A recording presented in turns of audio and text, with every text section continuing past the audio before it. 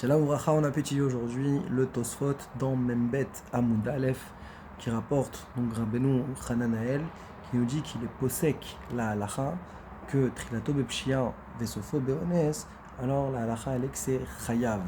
Sur ça il va apporter des preuves des Gemorot de Membet Amoud Aleph et de Tzadik Gimel Amoud Bet.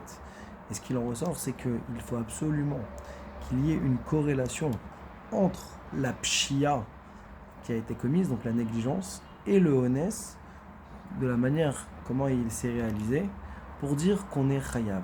Si par contre, il n'y a pas de lien de dépendance entre les deux, qu'il n'y a pas de kécher qui ne sont pas reliés, alors à ce moment-là, on ne dira pas tour. Donc la nafkamina, la conséquence halachique, elle est justement pour le cas de celui qui n'a pas fait une shmira, une protection correcte pour la para, et qu'elle est sortie dans le hagam, que là-bas, elle va être meta kedarka, elle va mourir de manière naturelle.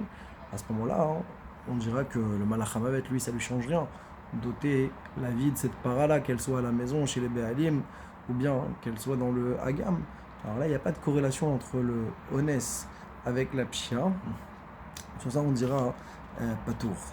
Par la suite, Tosfot va rapporter, comme on avait déjà vu dans Rashi, que le cas de Tzrifa de Urbene, c'est vrai que vis-à-vis de Gneva, ça s'appellera un honès.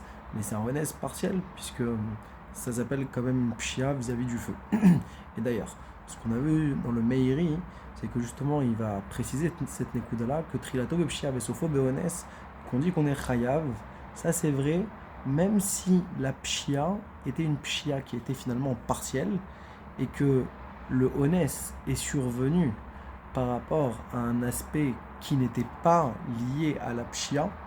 Alors là, dans ce cas-là, même si de façon effective, c'est pas la pshia qui a entraîné le honès, étant donné qu'il y avait quand même une part de pshia, de négligence qui était présente, eh bien, c'est déjà suffisant pour dire qu'on est chayav. Pourquoi ? Parce que, en essence, eh bien, il y a eu une négligence de la part de ce chômeur, et c'est suffisant déjà pour dire qu'on est chayav, parce que c'est seulement quand la shmira elle a été faite sous tous ses aspects, sous tous ses angles, où là on pourra dire que le honès, si jamais il n'est pas cachour à la pshia, alors pas tout,